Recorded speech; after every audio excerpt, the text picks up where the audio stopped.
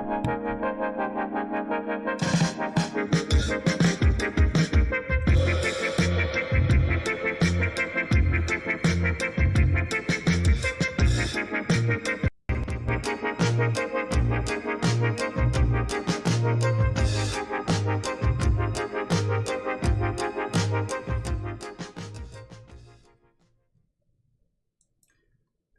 shalom, shalom, shalom, shalom, everyone. Welcome to another episode of My Take with Rosh Ya'acob. I am Rosh Ya'acob ben Abraham, Rabbi of Gethsemane Spiritual Temple Congregation.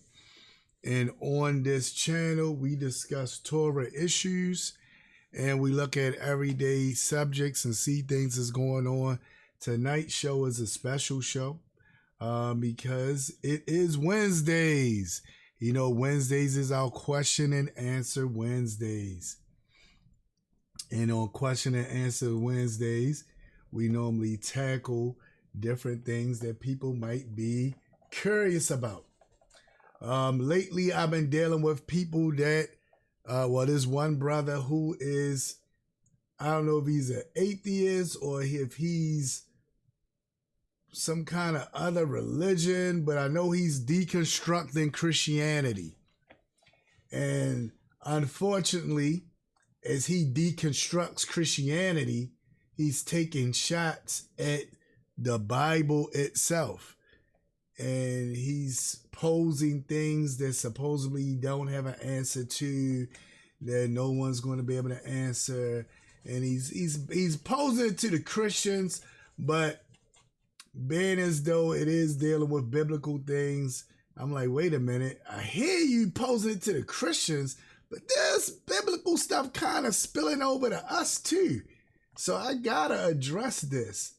I gotta address this, right? So that's what this show is going to be about tonight. Our brother in the middle, I think his name is Dr. Shabir. I hope I'm pronouncing his name the right way. He's going to have some information for us as well, because some kind of way Islam is involved in this discussion tonight. So if y'all like to hear about Islam and all that stuff as well, Islam has jumped into the picture tonight. So we got an atheist guy, sorta, kinda, not sure if he's an atheist, and we got an Islamic brother who's not saying anything negative. So before y'all look at the Islamic brother, no, it's the brother that's the atheist that's saying a lot of things. But I got our Islamic expert in here because he's an expert on Islam, and he's going to help us to understand some things that our brother is bringing up in an argument, and being as though I can argue it, but he would say, well, he's not a Muslim, so he don't know, and he can't say blah, blah, blah. So I said, well, let me find a Muslim who can say it for me, right? Somebody that does know. I could just say it myself, but then it'll be argued, well, you're not a Muslim, brother, how you know? So I got a Muslim. We're going to delve into it. It's going to be a fiery topic. Not sure how long it's going to last. I'm hoping it's going to stay within our time frame. That's what I have it scheduled for tonight, just an hour. I don't want to keep you guys too long, so I'm hoping it's going to be able to be done within this hour time frame. All right. So if this is your first time on this channel, please subscribe. Please subscribe to the channel. Got a lot of different things that you guys might enjoy. As I said, on Wednesdays, it's questions and answers. I'm going to be questioning and answering a lot of stuff that's not only by these guys. There's going to be stuff y'all done heard or seen on TikTok. Y'all felt like, can't nobody answer that. And I'm like, oh, really? Can't nobody answer it? Well, let me give me a try. Let me see if I can answer it, right? And that's what I'm going to do. I'm going to jump on there and I'm going to tackle these heavy things that's going on. Also, what else I wanted to say?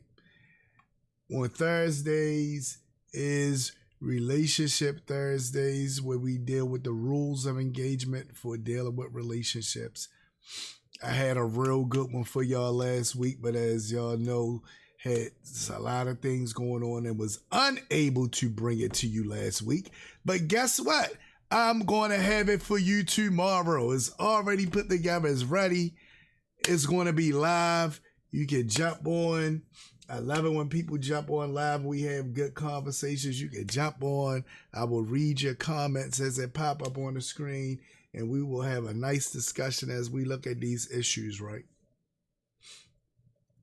Or hopefully one day I'll get it set up where I could just pull you up.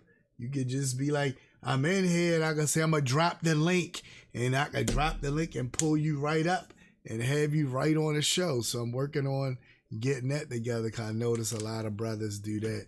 That's probably one of the reasons that people complain and try to get me off of TikTok, because I notice that's a big thing on TikTok where they bring people up. But since I'm not able to do that, they probably say, man, I don't want to just watch him. He ain't even bringing me up. So yeah, that would be nice just to have one show I can say, okay, I'm going to bring you up. I said I should just go right on TikTok and just go right to the live and just say, all right, I'm on here. Who want to jump on and say something? It say like it be jumping on TikTok. Anyway, without further ado, I want to give a special shout out to our sponsor. Got the Art of Clothing, Brother Alex in the building. As I said, they had opening week this week for the Oreos. Got the shirts out. You can get your Oreo shirts. He has them made. The Oreo along with the Raven Birds of a Feather flock together. You know what I mean? So it's in the description. Art of Clothing, right in the description. All this information, the webpage, everything where you can order it online. It will be shipped to you wherever you are. He is ready for you. He has it all together for you. Brother Alex, the Art of Clothing. Brother Alex with the Art of Clothing. He's supporting Torah, and we want to support those who support Torah. So he's supporting Torah. He's trying to make sure the message can get out there and get to many heads as possible. So I want to return a favor and make sure that you all know about him and what he's doing. He does things in the community as well. Good brother, good brother. Takes care of disabled people. Very, very good brother. Got a lot going on. So, it's in the description below. Everything is in the description below. Also, I'm going to play his commercial in a minute. But before I do that, just want to let you know about the SGG. The SGG in the building. Got the this is the beard leave-in conditioner, and this is the beard wash. Two great products if you want to be able to groom your beard. This is a foam, right? So this will get you so it's not like you gotta wet your beard first. And nope, you can have a dry beard just like mine. You can go in there, you can choop. It'll foam up real good on it and wash your beard real good. Wash it out and then just comb it. It got all kind of natural products in it. Got the aloe vera, the tea tree oil, the jojoba oil, rosemary, and peppermint, all within it.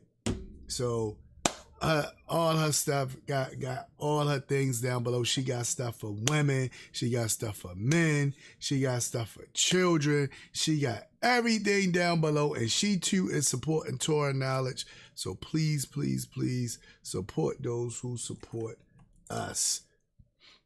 And I got a special treat for those of y'all that's on Facebook. I'm live actually on the Gethsemane Facebook page. I'm actually live on the Gethsemane Facebook page tonight too as well. So there's a lot of good things going on for you all. And we're just going to take it from there. All right, so with that being said, and now we're going to go ahead and jump right into this commercial. And after we have a word from our sponsor, then we're going to get into the show for tonight. So without further ado, a word from our sponsor.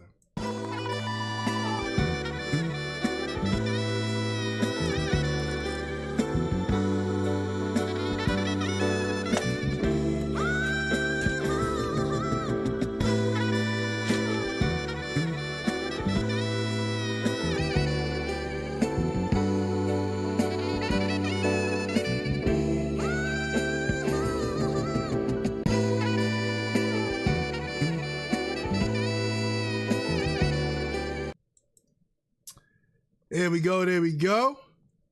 All right, everyone. So we are back and we're going to jump right into this as promised. Don't want to hold you guys too long. So as promised, we're going to jump right into this. I want you to see world religions. They always want you to see our brother here and all the stuff that he has that he's going to present to us today. It should be working, so let me see if that's set up. Is it set up? It's spinning. Let's see if it stops spinning. Let's go.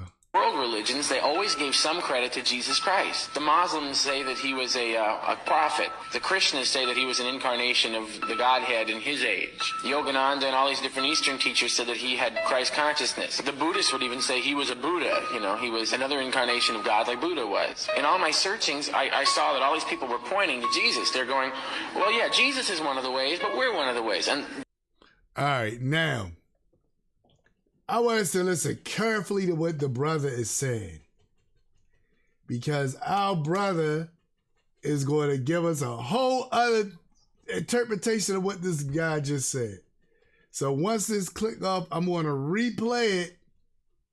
Matter of fact, I'm going to rewind it so y'all can hear it. I want to replay it and get y'all to see what he is saying. These are technical skills that I try to teach my students all the time. You gotta listen to what is being said, because sometimes we can hear in our mind what we think is being said, but then when you go back and look at it, that's not really what's being said, right? But we think that's what's being said, and that's what we run with. So a lot of times we can run with our thought, and our thought isn't necessarily what's being said. So I'm going to replay this so we can see what's being said, because the brother is going to bring out some things, but I want us to see clearly what's being said. All right? So I'm going to go ahead and click it again. world religions, they always gave some credit to Jesus Christ. All right. I'm pausing because I want to make sure we're hearing it. He says, all religions give some kind of credit to Yahshua. Right? We know he said Jesus Christ, but we know, that's actually Yahshua. We know what his name is. All right. So all the religions, right? Now watch this. Muslims say that he was a prophet. So the Muslims say he was a prophet. The Christians say that he was an incarnation of the Godhead in his age. So the Christians say he's the incarnation of the Almighty. In other words, the Almighty is in him. Yogananda and all these different Eastern teachers said that he had Christ consciousness. The Buddhists would even say he was a Buddha. He was another incarnation of God like Buddha was. In all my searchings, I saw that all these people were pointing to Jesus. They're going, well, yeah, Jesus is one of the ways, but we're one of the ways. And they wouldn't all agree. See? Now, he says they would say he's one of the ways, but we're also one of the ways, right? That's what they would say. Oh, yeah, the Rabbi's one of the ways, but we're also one of the ways, right? He has a problem with this, because what the guy's doing, he said, look, this is not just in the Bible. These are other people outside the Bible say, okay, we don't got no problem with him. He's one of the ways, but ultimately, we also are the ways as well, right? We all trying to commingle. If y'all ever seen it, it was It was a drawing once. I think some kind of drawing that they had, right, where they had all the different symbols of the different religions, and it spelled out coexist, right? So this is what he's talking about. He's talking about coexisting. Now, watch what our brother says. Agree on anything except that Jesus was one of the ways. And then I looked into the Bible where he says, I am the way, the truth, and the life. No one goes to the Father except by me. So I started praying. Now, even though that does not mean what he thinks it means, it don't mean what our brother thinks it means. Those of us that are Hebraic understanding, we know what it means, right? And I might delve into exactly what that means later, but I just want to just see, just look at this and say, okay, this is what he used. He put the little picture of the actor playing JC. He put the picture up there from saying, I am the way, the truth, and the life. No man comes unto the Father but by me. Now, those of y'all who study and know Torah, y'all should know what that's saying. You should know what that's saying. It shouldn't be that much of a mystery to you. Now, if you don't really study and know Torah, then yeah, you probably like, oh, it means exactly what he says it means. No, it don't mean exactly what he says it means. It means something different. It's something more deeper. But I'm going to continue. Jesus. Ooh, that was a devious argument by that Christian. Now, he says, ooh, that was a devious argument by that Christian, right? So I'm like, okay, where is he going with this? Let's see where he goes. You see, let me tell you what he did right there. He took two religions, especially the Buddhist and the Indus religion, that is known to respect all other religions, that believe that every religious pathway is a pathway to God. Now, that's not necessarily true. That's what people love to say. Oh, they believe it is. That's not necessarily true, right? The only one that would come close that you could say could go that route maybe will be Buddhism. Because unlike popular thought, right? Buddhism is not bowing down to the statue of the little fat dude. You know, you see the little fat Buddha sitting there in a yoga stance with his legs crossed, and he's sitting there, and people you see in the movies, they put the incense up and they be praying to the Buddha statue. Yeah, you got some people that do that, but that's not really what Buddhism is, right? Buddhism means enlightenment. Now again, I don't want to just say stuff. That's why I got the Islamic brother up there, because I didn't want to just say things. So let me show you what I'm talking about, because you might say, what you mean? It is praying to the statue. That is what Buddhism is. Well, you don't even know what you're talking about. He right, right? I can see you now saying he right, saying that the guy's right? Let's see what Buddhism is. I'm going to go to a replicable definition. We're going to go to the Britannica, right? So let me open up Safari, my special page for this. Go to Britannica. Let's look at this. That is very small, people. I got these glasses on. I still can't see that. I'm sorry, people. I got to make this big. I make this big enough for me. That might be too big. I'm going to take it in a little bit. All right, now watch this. Now, see, this is a statue of the Buddha guy, but that's not it's not about what you think it's about. It's not about praying to him. You are trying to become him. What do I mean by that? Buddha means enlightened one. It means you reached a certain level of enlightenment. You ascended to a certain level of enlightenment. That's what Buddhism or Buddha is. You don't pray to the Buddha. You are becoming the Buddha. You learn the ways of the Buddha so you can become him. That's what that is, right? So check this out, right? What is Buddhism? Just in case you think I'm full of it and I don't know what I'm talking about. Because I know some people is probably on here right now saying, man, he don't know what he talking about, right? Oh, y'all cannot see that. Let me see if I do it this way. If I do it this way, will y'all be able to see it? Let me see something. Let me see if I can make it smaller, if y'all will be able to see it. Because I really want y'all to see this. So y'all know it's not just me. There you go. Now let me scroll that down. Can y'all see that? All right. Just want to make sure y'all can see it. Now I got to adjust my glasses so I can see it. Buddhism is a major world religion and philosophical system founded by Siddhartha Gautama, known as the Buddha. So notice he's known as the Buddha. What do it mean he's known as the Buddha? It says in northeastern India between the late 6th and early 4th centuries BCE, it emerged during a time of social change and religious activity, offering an alternative to the ritualistic practice of Brahmanism.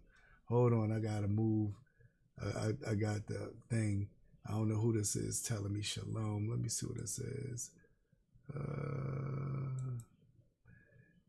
Hey, shalom, Mikie. Shalom, Mikie. I had to move you to the front of the thing so I could see you. I got this new page thing opened up. All right, shalom, Mikie. Got my brother. The next section in the building. Brother Walter of the next section in the building doing his thing. Please support him as well. He also has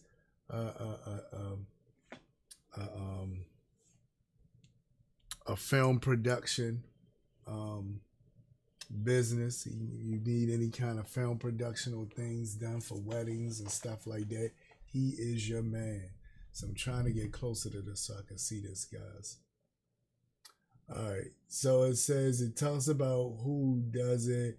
It talks about how it came to be. But we want to know what does it mean, right? What exactly does it mean?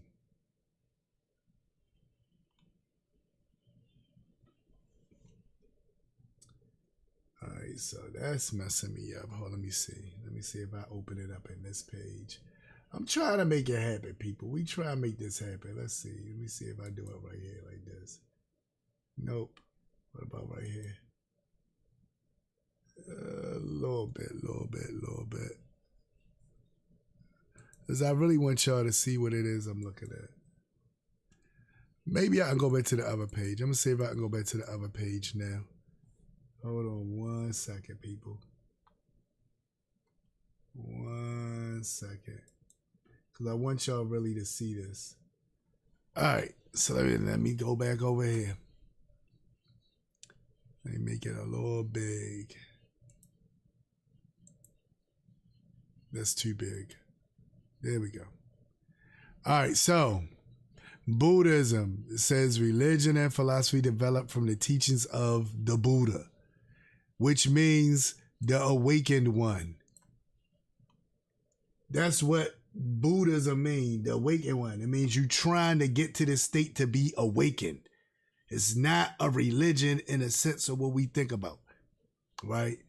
It says a teacher who lived in northern India between mid-6th and 4th centuries BCE.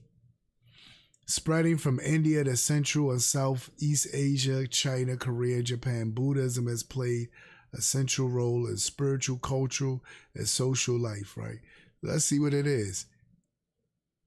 Ancient Buddhist scripture doctrine developed and several closely related liturgical stuff.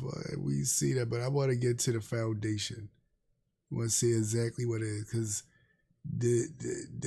they what we think it is not what it is. Maybe Britannica wasn't a good place to go. I thought it was going to get.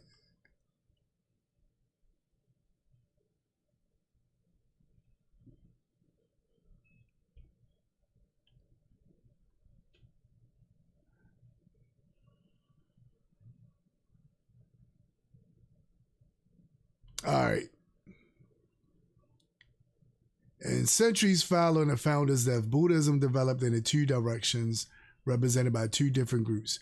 One was called Hinaya, which is lesser vehicle, a term given by its Buddhist opponents, and a more conservative group, which included what is now called the Theravada, or the Way of the Elders, community compliant version of Buddhist teachings that had preserved collections called I want to just get to what it is. They doing too much stuff. I just want y'all just to hear what it is versus about all these different books and different. Let me see something, people. This is not. I want us to see exactly what it is. Shalom. Hey, Shalom, Akoti. Says Buddhists live by principles and pray to a deity, so I would disagree. No, that's what I'm trying to tell you, Akoti. Buddhists don't do that. That's what, as it got spread and went into Asia and Hinduism got involved and other people in China and Japan got involved, that's what it evolved to. But what it originally was just, it was the guy who became the Buddha that founded it. He went on a retreat to get away from everything. As he was on his retreat, he started letting everything go. And then he got to this point where he felt like he reached this level of enlightenment, which is what is called Buddha. Buddha is the enlightenment. It's not the little fat dude. So you missed that part when I said that, Akoti. It's not the little fat dude that sat there with his legs and everybody, oh, that's Buddha right there. No, that's what it evolved to, just like with the teachers that we know involved in the Christianity, which started off not meaning what Christians now tell us it means. But you got all these people now, like the brother who we originally talked about, who's deconstructing Christianity, and he's looking at trying to tear the Bible apart, thinking, oh yeah, this is what these Christians said. Yeah, I feel I'm doing a lot. But I'm glad you said that, because it might be somebody else that just jumped on, because I'm not sure how many people it is, but it might be somebody else that jumped on and saying it. But people think that that's what it is, the little fat dude that people pray to, but it's not. And I thought the Britannica would have been real deep and would have broke it down, but apparently it's not. So maybe...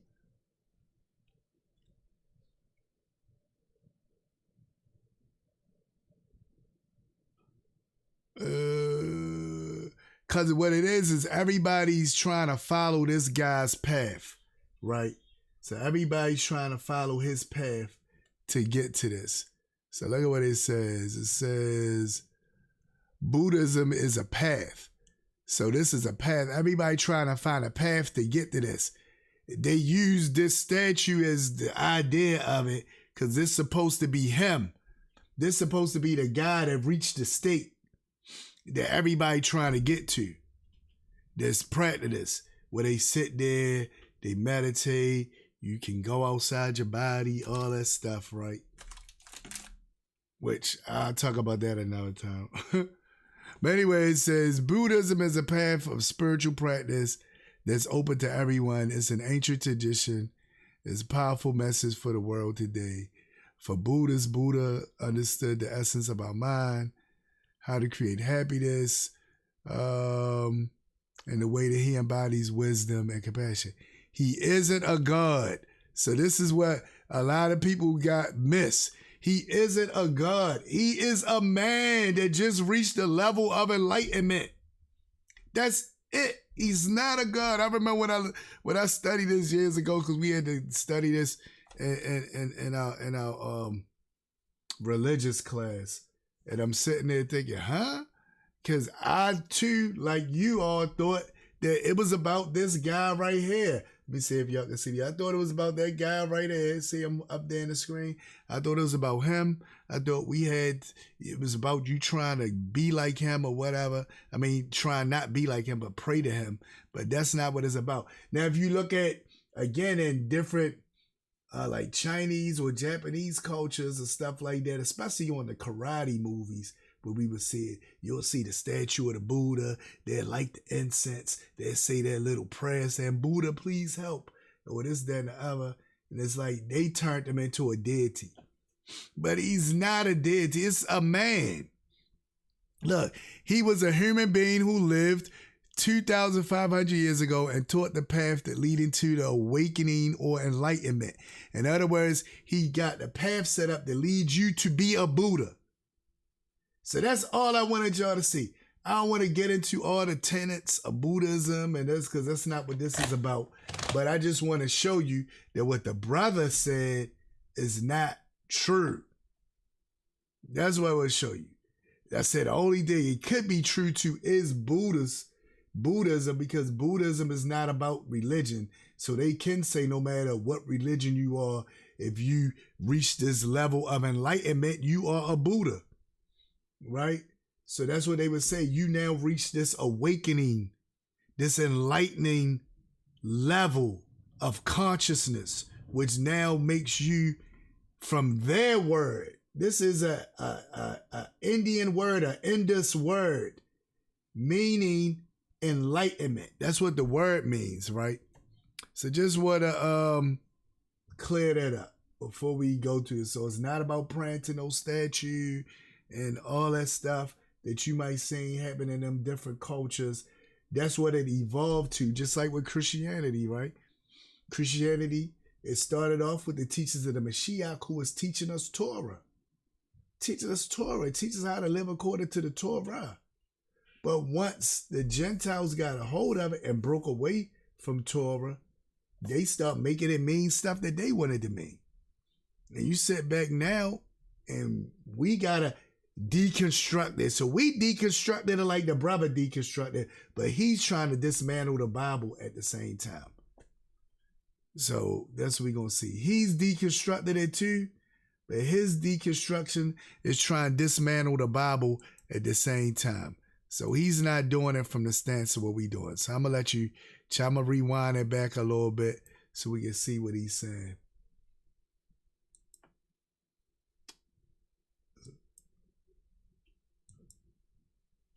So let's see what he's saying. And in this religion that is known to respect all other religions, that believe that every religious pathway is a pathway to God.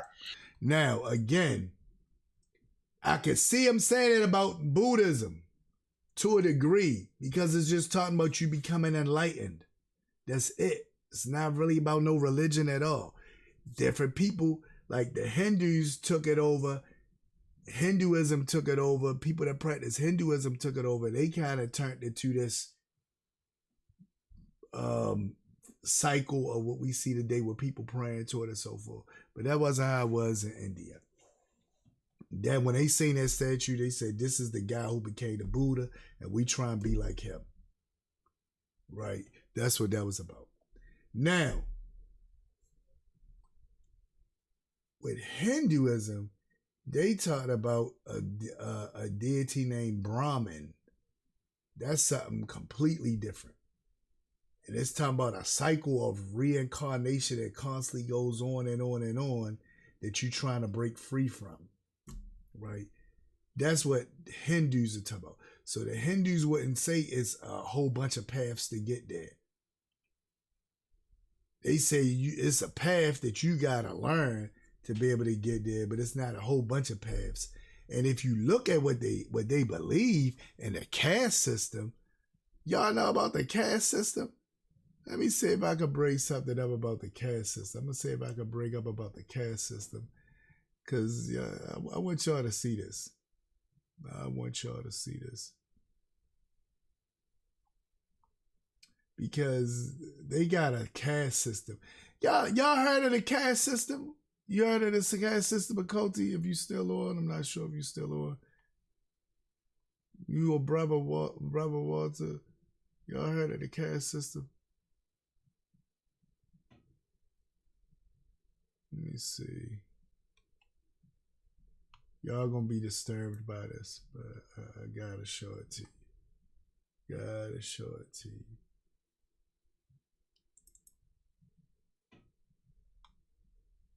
All right. Y'all see this? This is the caste system. All right. I ain't mean to close that out. Did I close that out? I ain't close it out. I'm going to switch to another screen. I want y'all to see this. All right. So this is the caste system, right? I'm going to bring my arrow over so y'all can see my arrow. It sounds vaguely familiar. Watch this. Once I start going through it, you're going to realize. Now, this is from Hinduism. Now, because remember, he said, oh, the Hindus say you can get there any means and all kind of ways to get there. Is that actually what they say? Or is that just what people try to run with and say, oh, yes, what the Hindus say, right? Watch this. You see this? This is actually this system right here. These 4 blocks, the 1, 2, 3, 4, right? These 4 blocks right here, this represent their deity that's known as Brahman. This part right here is the deletes, the untouchables, they not even on the system for real. This diagram was done by done to try to make students be able to understand it. But the deletes are not even on the system at all. They are called the untouchables. They not on the system at all. So the ones that's on the system that they say is part of the deities are the Brahmins, the Kasharates, the Vaishyas, and the Sudras, right? These he says, so the Brahmins consist of, and this is their hierarchy, right? It consists of the priests, the judges, and the scholars. Then you got the rulers. Then you got the merchants and the farmers. Then you got the Shudras. But these untouchables, they not even considered anything. They are nothing. They are beneath you. They get treated so terrible in India. Now, they said they supposed to got rid of the caste system in 1950, but it's still tenets of it and remnants of it still to this day, where people feel like they are untouchable and they are nothing, and they get treated terrible in India. When you heard about Gandhi, y'all heard about Gandhi when Manakhtha Gandhi was doing those the peaceful protests and so forth. He was supposedly fighting for these people that's at the bottom, these untouchables that was considered nothing. And he was fasting, saying, hey, these are people like we are people. Why are we treating these people like they are nothing? But it was all part of that system of reincarnation, constantly going over and over till you escape that system. So ideally, you could try to say it's similar to something, but no, I can't say that, oh, they just accept everybody, this, that, and the other. I can't say that, right? But I can see why they would try to put somebody as important as the Rebbe into their understanding and say, oh yeah, the Rebbe, he was up there in the Brahma section, right? And we saying, oh, see, no, no, he wasn't. We're not even going to do that to him. No. Anyway, so when a brother says what he says, I'm like, wait a minute, brother. You making light of this because we're going to see his goal. I just want to point these things out as we get to it because I want to deconstruct his argument as he's building his argument. I want to deconstruct it.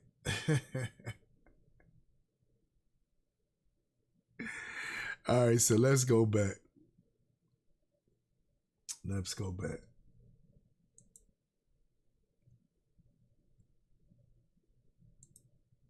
So let's hear what our brother's about to say now. And try to then include Islam into that same mindset without stating the fact that, yes, Islam does see the Jesus. Now, see how he threw all that stuff together, but his main focus is going to be on Islam, which is why I got Dr. I think his name is Shabir on here. We're going to see what he has to say, right? Because sometimes I say stuff about Islam and people might say, man, you ain't no Muslim. You don't know what you're talking about. And if this brother ever sees this video one day, he might say that, oh, that guy trying to debunk me or deconstruct me, he don't know nothing about, he not no Muslim. So I'm like, okay, well, let me get a Muslim. So let's go back to his argument again. And then we're going to deconstruct it. He took two religions, especially the Buddhist and the Indus religion, that is known to respect all other religions, that believe that every religious pathway is a pathway to God, and try to then include Islam into that same mindset without stating the fact that, yes, Islam does see the Jesus character, Isa, as a prophet of Allah, but it does not believe that through Jesus you can get to heaven. It doesn't believe that. Now, this is when I asked y'all guys about the video at first. Now, I don't want to keep going back and rewinding. So I would say for those of y'all that's looking at this on a replay, pause it at this point, rewind it back a little bit, and you're going to see the clip. It's going to be right up in the corner, be right up in this corner right here. You'll see the clip where the brother is going to be up there and he's going to say the things. And what he said, he didn't say Islam said that Yahshua was a path to get to heaven. He didn't say that. He said the Muslim says that he's a prophet. That's all he said about Islam. That's literally all he said about Islam. He just said, oh, the Muslim says that he was a prophet. Because he's pointing out how all these different people in these different religions have something to say or point something out about the Mashiach or the Rebbe and connects them to what they're doing. So I can see somebody saying, yeah, he was an enlightened one, an awakened one, right? So I can see where you can get with the Buddha, right? I can see where how the Hindus try to put him in a cycle, right? As far as with the Brahmin and all that stuff. Even though I disagree with it, but I can see where he's wrong with that. And then all he said about Islam was that they say he's a prophet, so showing that they do recognize him as something. He now turns and adds something to the argument to try to deconstruct the whole idea of Yahshua being the Mashiach. But unfortunately, I've read through the Quran and I talk to Muslims and I know that they do believe that Yahshua is the Mashiach. Now, do they believe exactly what we believe? No, but they do believe that Yahshua is the Mashiach. And I'm going to prove it to you. But I'm going to let him keep on with his argument. But at no time did that guy say that Muslims believe that through Yahshua you got to get salvation. He didn't say that, but I'm going to keep going. This character, Isa, as a prophet of Allah, but it does not believe that through Jesus you can get to heaven. It doesn't believe that through Jesus that's a pathway to heaven. Only the Buddhist and the Indus religion follow that teaching. But he tried to lump them together to make it seem like, well, Islam points to Jesus as well. No, Islam does not point to Jesus. Islam points to Allah. Now he said that to try to get the Muslims up. That's right, brother. That's what we point to. Right? But it's not going to work. I'm about to show you why. Keep going, though. But Islam says that Jesus is not the way, the truth, and the light. And also the idea of... I'm sorry, y'all. It took me a while to get through this when I first seen this clip. I kept stopping and saying, and holding my head and saying, what is the brother talking about? Again, he never said that Islam said that. Never said that Islam said that. He didn't say that those said it. He just said that they understand who he is, but they say they got a way for you to get to the heaven as well. Right? Well, they got a way for you to get there as well. But he never said that they were saying that he was the only way. But I'm going to keep it going. Jesus being the way, the truth, and the light, and the fact that that is what is written in the book does not justify that it is true, because if that was the case, then I can say that in Kemetic, they said that Horus was the way, the truth, and the light, and so then therefore it must be true for Horus. See how he used that? You can't say that with this guy argument. This guy argument is saying that these get people actually respect and associate themselves with the Rebbe. Islam not associating itself with Horus. Those other ones aren't associating themselves with Horus. So you can't use the Horus argument about the way, the truth, and the life and say, oh, I can say that about Horus. See? So, but no. You missing the whole point of what he drew when he put that whole thing together, his whole argument together. He was basing it on everybody acknowledges the Rebbe.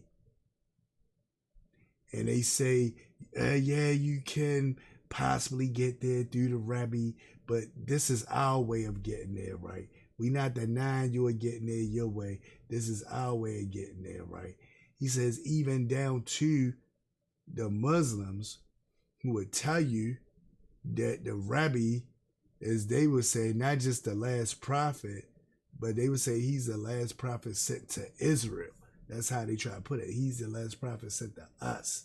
And because they got prophets sent to different people. And they would say Muhammad was the prophet that was sent to the Arab world. And then from there, they just spread out to everybody, right? But that's the whole argument. It's not saying what he's saying. He's saying something completely different than what's being said. That's what I just want to make clear. And then to bring Horus in there and the Kemetic stuff, it's like, where's that coming from?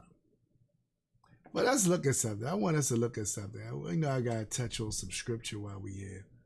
I want us to look at something. Right? Let's look at something. I'm going to let them finish, but I want us to look at something.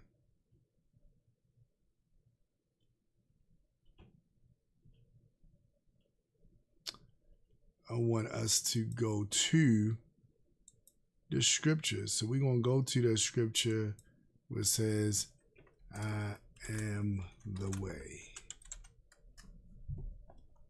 Right, so we're gonna go to that. I want us to look at it. Hold on, let me click over so y'all can see what I'm looking at. Now watch this.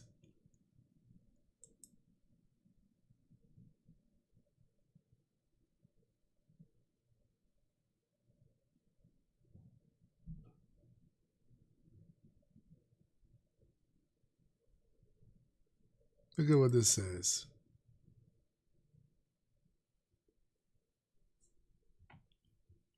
Now, I want you to notice something.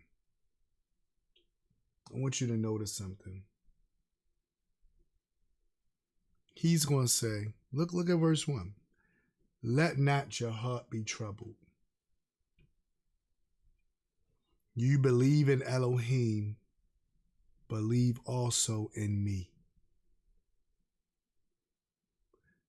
I thought he was Elohim. See how this mess up the Christian argument? I'm going to help him deconstruct Christianity, but at the same time, I'm supporting the Brit Kadashah. He want to tear the whole thing down. You know how somebody say, I'm going to burn the whole house down? He want to burn the whole house down. Now, I can't let you do that. We can deconstruct Christianity if you want to. I got you. This is just deconstructing Christianity right here. Let not your heart be troubled. You believe in Elohim, or as they would say, God. Believe also in me. I thought he was Elohim.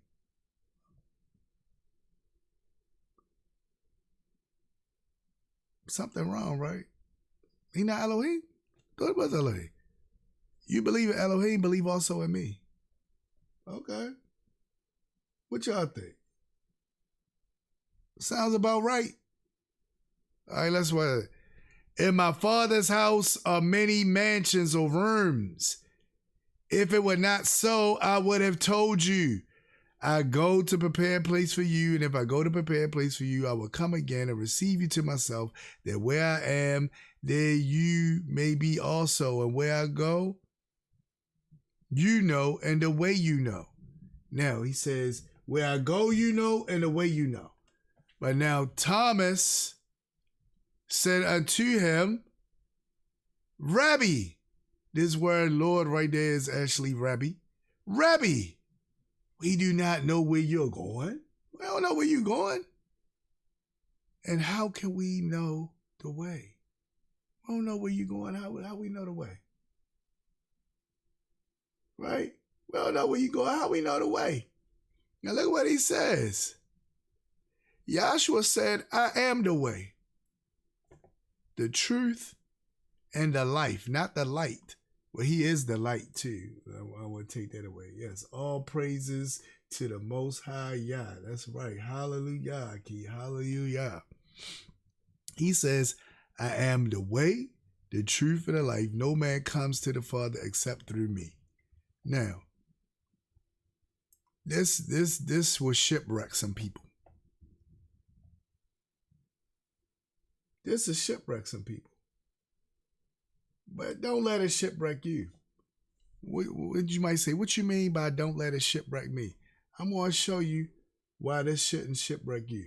It can shipwreck some people, but it shouldn't shipwreck you. I don't want it to shipwreck you. We got to remember what book we're reading this in. This statement right here is being made in the book of Yachanan. We don't see this statement made in any of the other books, just like the other statement at the beginning is made, right? This statement is made in Yachanan's book. Yachanan's book is esoteric. Yachanan's book is not meant for everybody to read. It's stuff in here that everybody can't comprehend or get, right? But it was canonized, it was put in the books, boom, we got it. But it's one of those books like what the sages teach about Ezekiel, where they say in certain parts of Ezekiel, you're not supposed to read until you're ready because you're not going to understand it and it can confuse you and it can confound you. So once you're ready, then you can read these parts of Ezekiel, right? They even got certain parts of the book of Daniel, believe it or not, where they say they don't want you to look at it. But, you know, we look at those things, right? Check this out. I want y'all to see something. A lot of times, what's happening is the Mashiach is talking in layers, or he's speaking a certain way, and he's speaking in an esoteric manner. That's why at times he would say, he who has ears, let him hear. He who has ears, let him hear means I'm about to say something deep that's not for everybody. And I'm going to say it in a way where everybody can be around hearing it, but only those people that know is going to know what I'm talking about.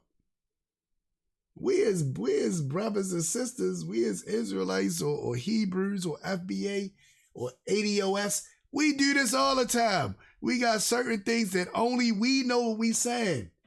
And we can say it right around people and they will not get what we say, but we'll get it. We right here. We right here. We'll get it. We can be laughing. We'll have it. And the other people won't have a clue as to what we said. One of the biggest things is, and this went over everybody here, right? One of the biggest things is our brother Kendrick Lamar, right? He got this song, says they not like us. You wouldn't believe how many people are listening to this song, singing it, but they not like us, and not realizing that you are the they. So we sit back and watch you, jab with you like, yeah, go in and jab with, but in our minds we thinking, you are the they, you just don't know you today. We know you today. We understand what he said when he said they not like us. But y'all don't get it. Y'all like, yeah, they not like us. Yeah, he talking about Drake. He dissing Drake. There's a little more going on in that song than just dissing Drake. But anyway, let me come back out of that. I want y'all to see something. The Mashiach at times speaks in a way where he's speaking esoterically. What do I mean? Look at this. In the beginning was the word, or the Torah, right? That's what this word is. In the beginning was the word, or the Torah, and the Torah is with Elohim, and the Torah was Elohim. So it's breaking down this deep concept that's found in the book of Proverbs, that's found in other esoteric works that Yachanan would have known about during his time. There's a lot of works that talks about the Torah creating everything. It says the Torah was white fire on black fire. I'm getting a little esoteric deep with y'all because I want y'all to understand that when a brother casually says it, the way he says it, he don't really understand what he's saying. So I'm trying to take a shortcut to get y'all to see that. Look at what it says. All things was made through him, and without him was not anything made that was made. So it says, all things was made through him. Through what? Through the Torah. Everything was made. Everything was made through the Torah. Without the Torah wasn't nothing made that was made. Everybody who understands Judaism, who understands Torah, knows this. So this is not nothing. Now, to Christians in the room, sorry, Christians, y'all might don't get it. I'm going to help y'all out later. Right? But look at what it says. All things was made through him, the Torah. All things is made through the Torah, right? And without him, who's him? The Torah. Without him, nothing was made that was made. And him was life. So he says, I'm about to go there. Let's go. I'm gonna build up. Before I was about to go there. I was about to swing the bat too soon. Watch this.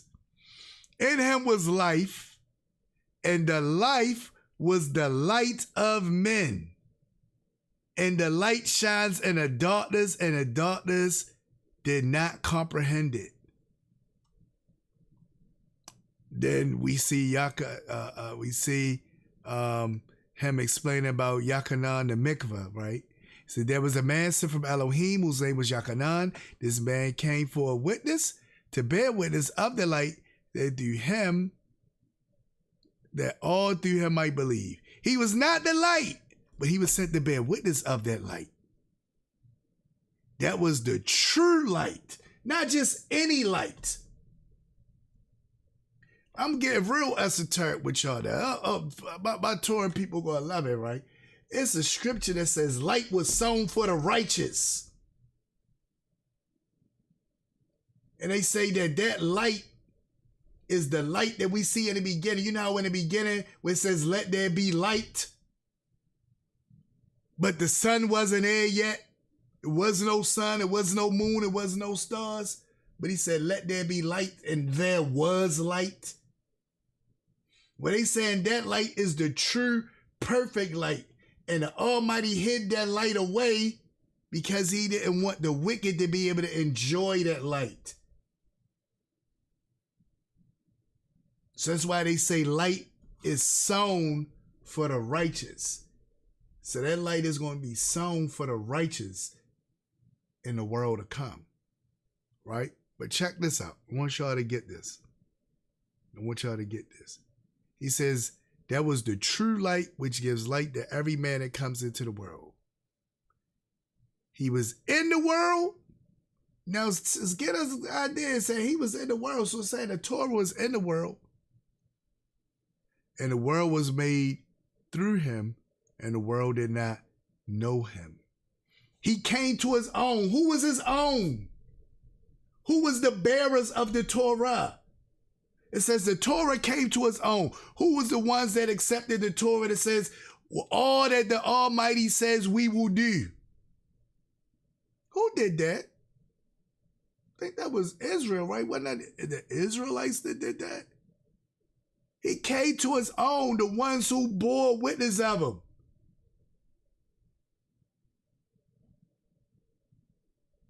And he says, hey, here I am, guys. It's me, the Torah. But look what happened. What it says. His own did not receive him. He came to his own, and his own did not receive him.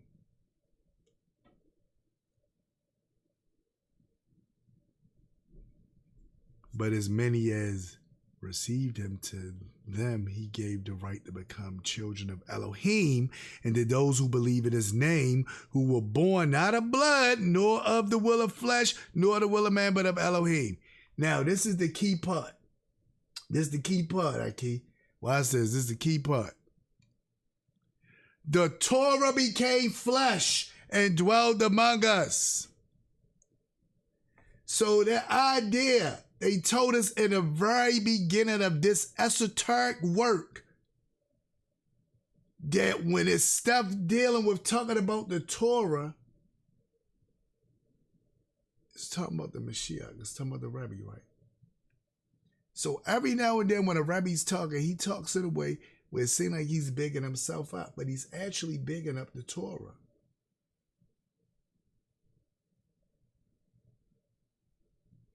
So when he says, I am the way, and that I am should be the key, right? I am.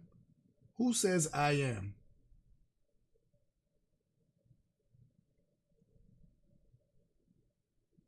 Who says they are the I am? So the I am should be the key to let you know he about to say something esoteric, because he put that I am on there.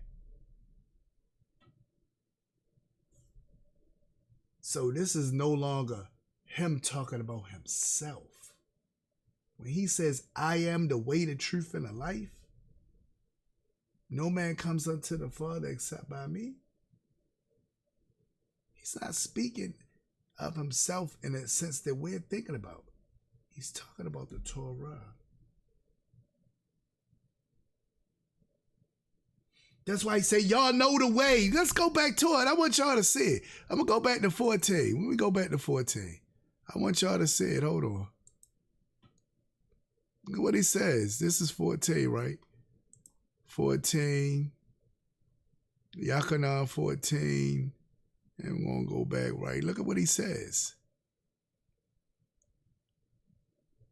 The way you know.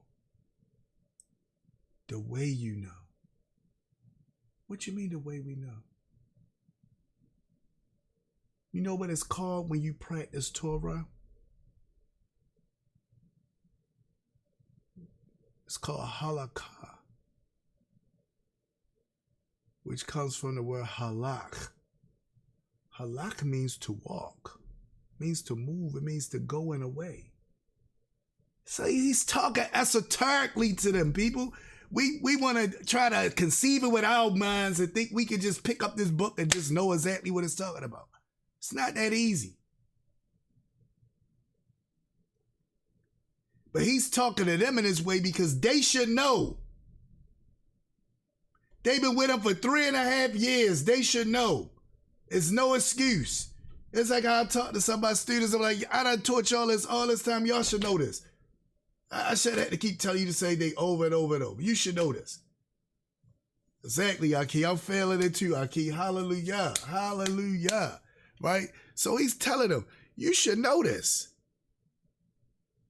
The way you know. They like, what you mean the way we know? What are you talking about?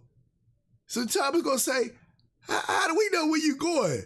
Where do you know where you're going? How can we know the way? How we know the way to get to where you're going? Where's he going? He's going up yonder. Going up yonder. So he's saying, I'm going up yonder, so you should know the way to get there.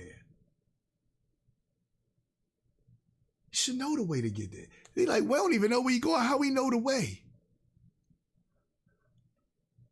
I am the way, the truth, and life. He's not saying him, the man. He's saying him, the essence that's within him, which is the Torah. The Torah is the way, the truth, and the life. And no man is going to come into the Father outside the Torah. You want to see what he's saying right now? When he used that word, that's why they begin to call themselves the way. Derrek, the way. Because in order to walk the way, to go the way, you got to walk. Walk is halakha. Halakha is keeping the Torah, is keeping the laws. It's halakha. It all ties in. But if you don't know that, you're not going to get it. And you're going to think it's some guy talking about himself. You're going to miss it. Oh, my father, Cody. Look, my glasses get kind of foggy at times, especially when I get excited. My bad. He like, look, he ain't giving no brother Walter the credit for that. my bad. I got you. My glasses got a little foggy. And I don't feel like taking them off, try to wipe them and all that. But so I'm squinting for real. Anyway.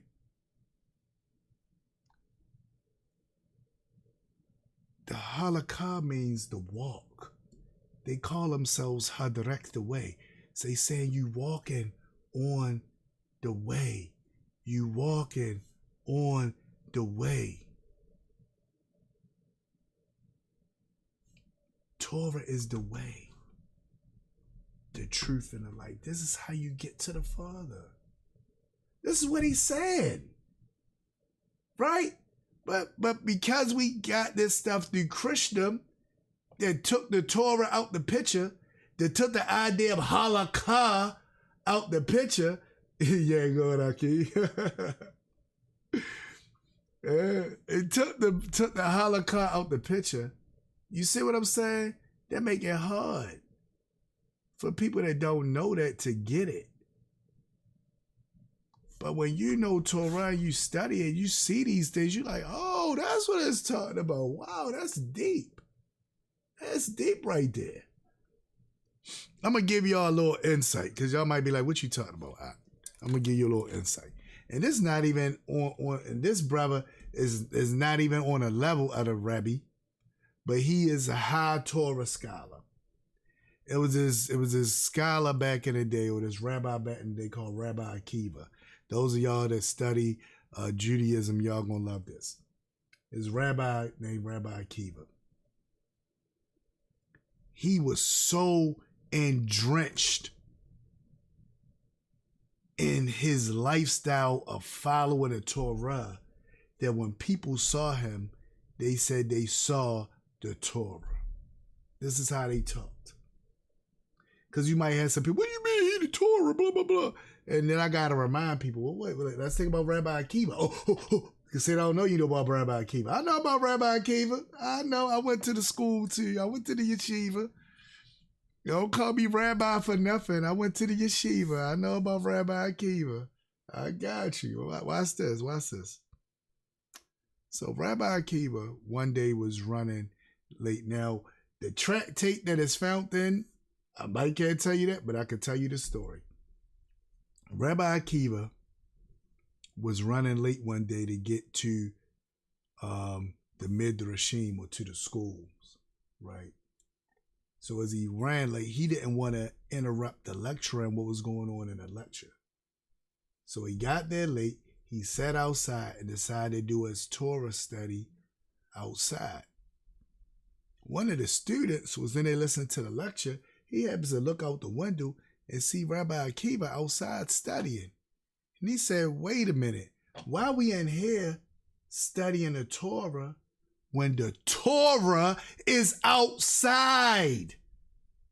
He wasn't talking about the book, people. He was talking about Rabbi Akiva. He was saying that when we see him and we see him move and we see the things he does, he is the Torah. He's the Torah in the flesh. So again, this idea would not have been foreign to Yochanan, who is attributed for writing this work, this esoteric work.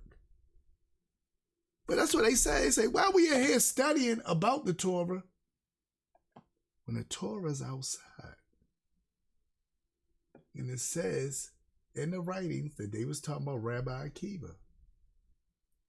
Because when people seen him and how he lived and everything he did, they said that they are witnessing the Torah in flesh. I just wanted to clear that part up right there because I wanted to take the Christian stigma off of it because I know how we looked at it through Christendom, and I want to give y'all the Hebraic understanding and mindset of that. But let's get back to what our brother was trying to prove, and then I'm going to let you hear what this Islamic brother had to say, and then we're going to close out from there. So let's get back to our brother and what he was trying to prove. Let's get back to him.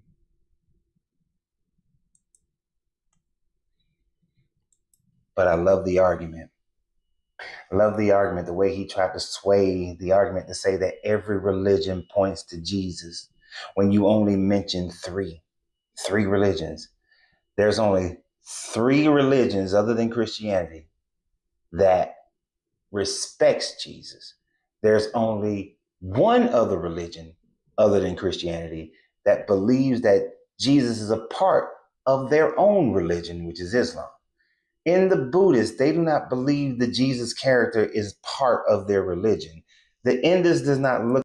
Again, the thing with Buddhists is more of an intellectual and an enlightenment thing. It's not so much a religion, but he's going off this idea of what everybody thinks about you praying to the statue of the fat guy sitting with his legs crisscross applesauce, right? That's what everybody thinks, but that's not it. But and it's definitely not the Hindus. So keep going. Look at Jesus as part of their religion. They just say that, hey, we're not so egotistical like Christians. We're not so narcissistic. See, look how you're gonna go in on Christians. Not egotistical like Christians, not narcissistic like Christians, right? He goes in on Christians. Like Christians, that we want to control everyone and say that our way is the only way. Without following our way, then you're going to hell. You'll be eternally separated from God. They are not as egotistical and supremacist as Christians are. You think I use supremacist? Christian supremacist. Oh my goodness. And he gonna put the Muslims in it too. He said Christians on the bus. They that's what they are. They supremacists, boy. Oh my goodness. Unfortunately, Christian, y'all did do some stuff like that. Y'all do say it's only through him or you gonna go to hell and all this, that, and the other, right?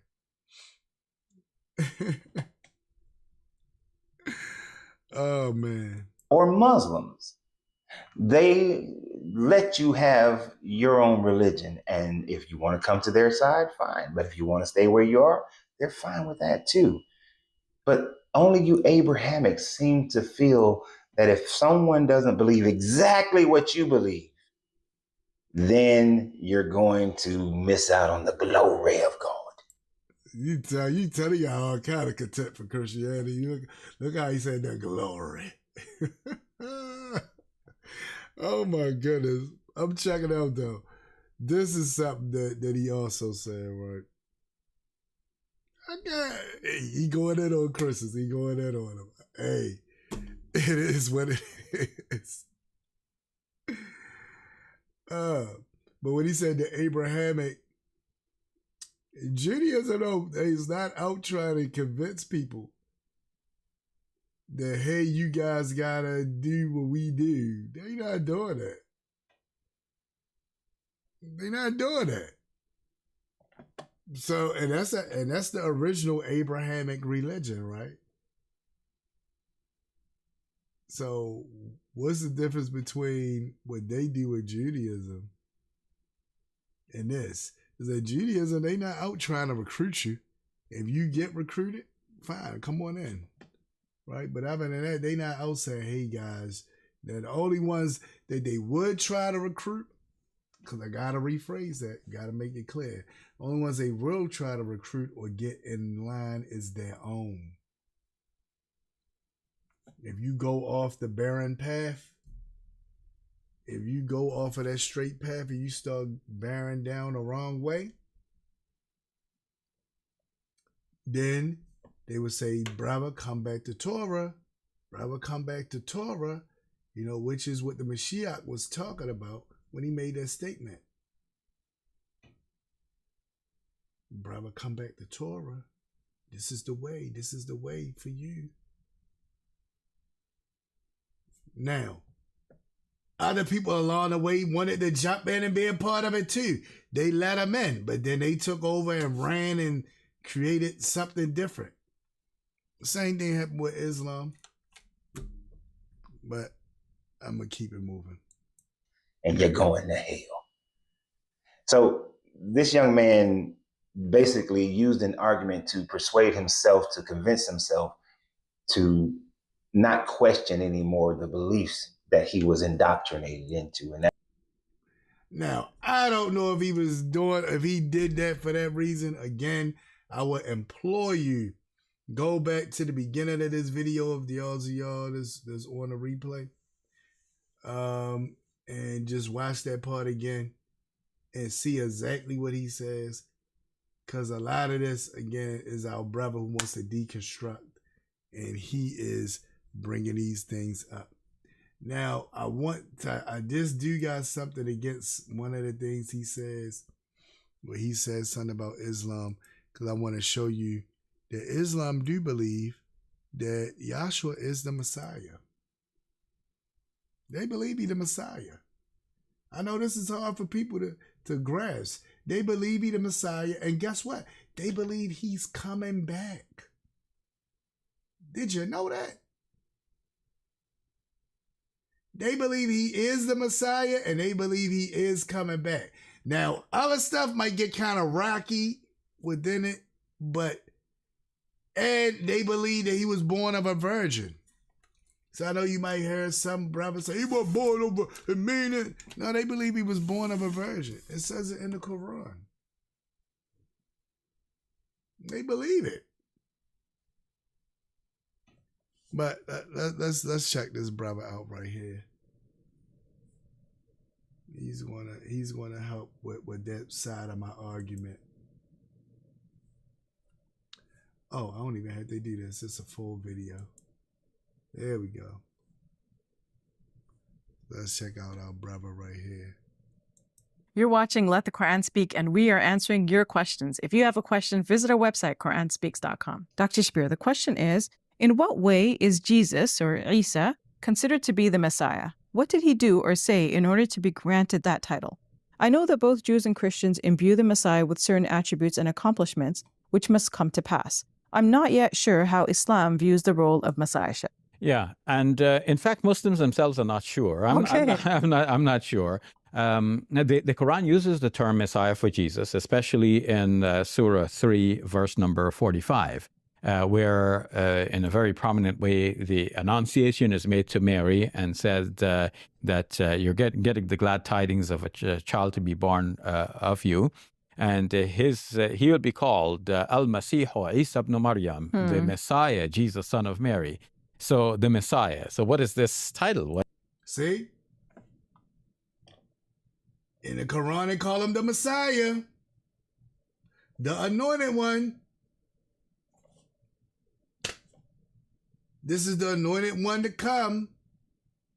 So he's not just a prophet. So when you hear people say, he's just a prophet to them, that is not true. That's not true, people. They did not just look at him as just a prophet. That's not true. What does it mean? The Muslim commentators on the Quran in the classical period, writing in Arabic, gave a variety of suggestions. They said, Messiah, the Arabic word is al-Masih. So Masih could come from the verb masaha, which means like to anoint or to rub with ointment, maybe because, or maybe to touch. Now, again, remember, Arabic and Hebrew, very close in language, got a lot of the same meanings. I remember when I had to learn Arabic. I didn't have to learn Arabic, but I knew Hebrew, and I was at my other school, and they had another language you can learn. I said, well, I'm going to learn a language that's close to the language I already know. So I chose Arabic, and a lot of the letters is the same. It's the same alphabet. Aleph, Bet, Gamil, Dalet, same alphabet. Exact same alphabet, right? They write it different, so the characters are different, but it's the same alphabet. Some of the words are similar, like he said, El-Masih or Messiah, right? Mashiach is what it would be in Hebrew, Mashiach, but they say Masih, right? But it's similar in sound and all that. You got Shalom Aleikum, Assalam Aleikum. Same thing. The Aleikum is exactly the same, right? So I just want to point those things out. Watch this. Maybe because Jesus had the healing touch. So that's why he is called Al-Masih. Or they attributed this to a different way of a different etymology, which would mean someone who traveled a lot. So they thought, okay, maybe he traveled a lot for his missions to promote the gospel. So that's why he's called Messiah. That means they were sort of like guessing. Nobody knows exactly what. See, so they guessing, right? We don't know exactly why. We know he called Messiah. There's other stuff they guessed about too. You see the prayer shawl that they got. And on the corner they got these little stringy things, right? Let me see if I can show y'all this. Y'all might can't see it. He got the little stringy things on the corner of their prayer shawls. Well, guess what those are? Those are tzitzits. That shawl they got is a tallit. Even the kippah that he's wearing on his head. What happened was, to disassociate ourselves from them, what the people did was they made the kippah smaller. And we see this in the in the Ashkenazic world, right? Got this kippah that's smaller, that's set up on the back of your head on the top. But actually, if you go to a lot of the stores, you'll see that they still make something that's just like the one he's wearing that covers your whole head. Covers your whole head, right? Also, with the tallit, the garment that they wear with the zitziot on it, right? They changed that the way we got it, where is kind of bland to a degree. What we see how theirs is pretty. It has a lot of textures and textiles on it and designs and so forth that make you look like, wow, that look nice, right? The same garment. I'm going to stop pointing out the differences. Y'all getting what I'm saying, though. And when I asked the brother, the reason why I brought the garment up, because I asked the brother once who was wearing it. I said, brother, let me ask you a question. when I realized what he was wearing. I said, that little talus on the corner, what does that mean? He said, we don't really know what it means. We just know that, that's how the garment's supposed to be made, with these little taluses on each corner. And I began to explain to him, brother, that's a zitziot. That's a zitzit. And what that means to us is when we see that, it reminds us to keep all the laws and the commandments of the Torah. It was commanded for us to put that on the corner of our garments, our garment that we will cloak ourselves in. It's commanded for us to put it on the corners of that. And that's the purpose of it. Where they're wearing it and they don't know why. Think about that. Anyway, I'm going to keep the brother going. Now, if we relay this to the biblical tradition, in the Bible, there is the idea that there's going to be a future king, because the monarchy was in its heyday in the time of David, and then it fell apart in the time of Solomon, his son. And Jews longed for a time when, a special king will be in rule, the peace will reign on earth, and so on. And now he's getting to the Torah aspect of what it means, right? Messiah is the one that's anointed to be the king. That's literally what it means. Not anointed to be the savior. You are anointed to be the king. But let's keep it going. They refer to that king as the Messiah. Mm-hmm. So at the time of Jesus, when Jesus was on the scene, his Jewish interlocutors were keen to know, are you the Messiah? Jesus's answer is a little bit ambiguous. The Gospels speak of his messiahship in varying ways. And the exact meaning of Messiah seems to be a little bit puzzling in the Gospels. But the basic idea seems to be one who will rule as per that Jewish expectation. Yeah. Now, of course, Jesus did not fulfill that expectation, at least not yet. And many Christians believe that when he comes back, he will. Now, notice he said not yet, because he, like those many Christians, believe that the Messiah is coming back. Reign, and that will, be his fulfillment of that messiahship. So it has something to do with that kingship. But the Quran never defines this. It seems to me that what the Quran is doing is just simply holding out an olive branch to our Christian friends, because for Christianity, the proclamation that Jesus is the Messiah is very important. In fact, he almost is called Messiah as his name. In Paul's writings, for example, he will just simply say Christ Jesus, as if Jesus has two names, first name Christ, second name Jesus. Yeah. And of course, in English, people say Jesus Christ, as if Jesus is the first name, Christ is the second name. But technically, is Jesus the Christ? And the Christ is the Hamashiach in Hebrew, or the Messiah, if we use an English equivalent. He breaking it so down. the Arabic al-Masih corresponds very clearly to Hamashiach. Because it is. He keep trying to link it up with Christendom, but he knows it link up better with Judaism, with Torah. But he keep trying to link it up with the Christian ideas. Try and be polite. But we keep it moving. From the Hebrew, which simply means the Messiah, or the Christ. Now, the Christ, this English term, comes from the Greek Christos, which means the same as Messiah. And now, in the Bible, when the term Christos is used, this means an anointed thing or person. It could be a person, like one of the kings, the Persian king, in Isaiah chapter 45, verse number 1, Cyrus by name, is called God's Messiah because he saved the people, he rescued the Jewish people. So he's called Messiah. That means he's an anointed person. Generally, it means a person who is specially consecrated by God for some holy office. Yeah. And it could be a thing, like a rock, for example, is consecrated for God.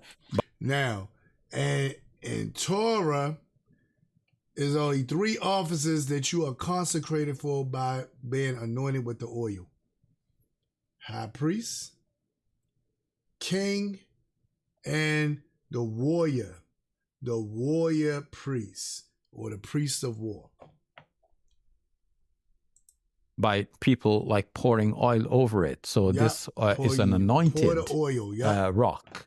And anointed is a translation of Messiah in English. So we said Christos, that's just an anglicized version of like Christ is just the Christ means Messiah. Yes, Christ means Messiah. And it's used interchangeably in the Bible? Yes, and of course Christ is not an English word, but it's an anglicized version, you can say, of Christos from the Greek. Okay. But the English word is anointed. That gives the meaning. Like, what is it? What does Messiah mean? Anointed. So if we take that back to Jesus, we can say that Jesus is an anointed person. Means that he, the kings of Israel were anointed with oil. Their heroes were anointed, and that marked their inauguration into divine office, like office of king for under God. So in a similar way, we can think of Jesus as being a king, and he's anointed for that role.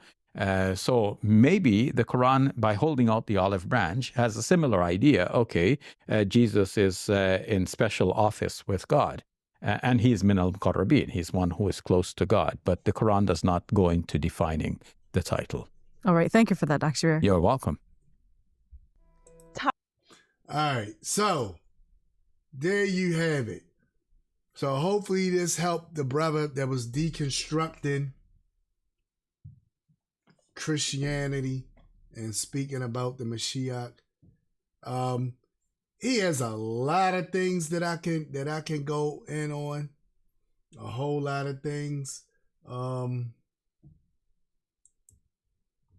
But next week I'm not going to deal with any of those things that he had, because I got a new fish to fry, so to speak. You got this brother that is AI. We got an AI person. So y'all gonna want to stay tuned for this for next week. Next week is, I believe, a European, I believe a YT person created a black avatar that looked like a young black guy. And he's typing words to make this young black guy say some crazy things against the Mashiach, against the Bible, and guess what? Against being a Hebrew. It's like he hates the idea of being a Hebrew. And this young black guy is talking crazy. And I kept thinking it was something weird about the video, because it was all mellow tone, like, yeah, there's such and such, and da-da-da. No excitement, no expression. And then came to find out, this AI. So, with it being AI, how do I know that this is really the person talking? So I'm calling hogwash. Until the actual person come out and show his face and talk in real life, that is not him. That is somebody that they created an avatar, and I believe that it's somebody that's not of our people. It's typing words up for this person to say. So I'm going to deal with his arguments. I'm going to dismantle him and probably deal with him for a couple of weeks. I'm going to give our brother right here a break and deal with this guy, this AI guy. I still can't believe it. They got AI trying to fight the Israelites. Exactly, Mikie. They got AI. AI. Wait till you see the young guy next week. Because it just came across my feed. I said, who this young dude is? And I started listening to what he was saying. I'm thinking, why this young guy talking like this? And I kind of, let's say something weird though. And I noticed people and the thing was calling it out like, this AI, this AI, this AI.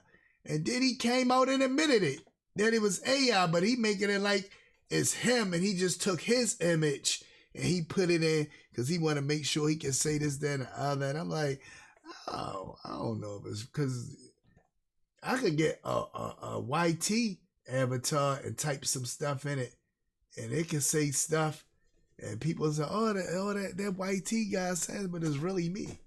Right? So, no, it's going to be hard for me to believe that this is a brother. And y'all will see why when we get to it. But anyway, that's our show for tonight. Of course, before we go, I got to let you hear our artist of the week. Our artist of the week is none other than our brother, Nobigdyl. And Nobigdyl has this nice song that I want y'all to listen to. It's talking about following the Ruach HaKadosh, right? Or the Holy Spirit, or the Holy Ghost. And we're going to let our brother close us out real quick with his song.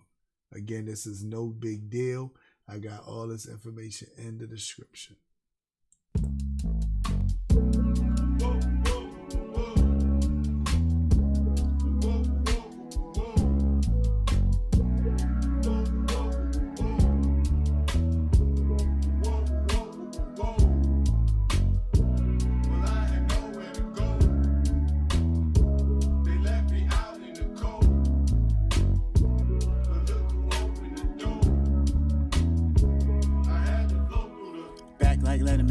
Sediment, I'm irrelevant. I seek Helen and I reach heaven cause Christ he settled it. Might be celibate, married. All of that stuff got chucked like Barry. Now my wife in therapy, I be fair. Need price we share when we fight for purity. All sincerity scary, yeah. He been burning incense since 9 a.m.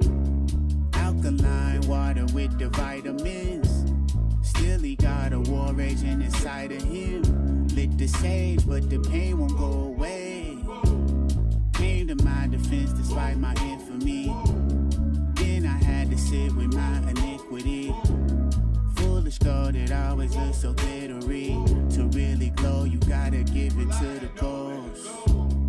Where could I go? Left me out in the cold. Open the door. I had to go with the ghost. 2016 lost all my friends, consequence of all my sin. Mourning, pride and lies and lust and fighting, cussing, fighting, tussling. 2018 lost all my friends. Sometimes you gotta go with the ghost, the Holy Ghost. You know what I mean? Okay, let me see. Oh, you in Thailand. Hey, I knew you were saying you was going out the country. Oh, shalom, shalom. Thanks for the show. Okay, all right. Shalom, Akoti. Thank you. I appreciate you. All the way from Thailand. So you got people all the way from Thailand watching the show. I'm on now. That's my sister right there. Go ahead, Akoti. You doing big things. I'm proud of you. All the things you're doing. All the stuff you helping out in the community. All that stuff you doing big things. All right, people. So that's our show for the night. Appreciate you all.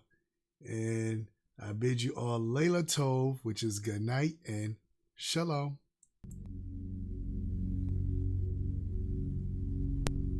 Shema Israel Adonai Hello